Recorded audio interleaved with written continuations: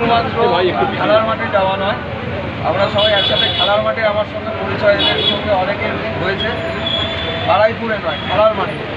তো বারাইপুর মেরিনার্স আজকে মোহনবাগান দিবস উপলক্ষে, যেহেতু আগামীকালকে ক্লাবে আমাদের অনেক কর্মসূচি থাকে, সেখানে আমরা অনেকে যাব। তাই আমরা আজকে এখানে একদিন আগে বারাইপুর মেরিনার্স চিন্তাভাবনা করেছে যে আজকে তারা সোমবারের জন্য একটা রক্তদান শিবির আয়োজন করেছে, যেটা এদিকে অনুষ্ঠিত হচ্ছে।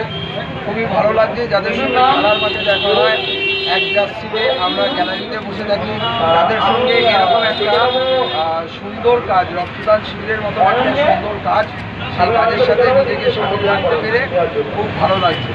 ফুটবলের মাঠ আরও এগিয়ে যাক, আরও উন্নতি হোক, সেটাই চাই আমরা আমাদের তরফ থেকে, এবং আমাদের ক্লাব সেই জায়গা থেকে একটা ভালো পারফরমেন্স দিক সেটা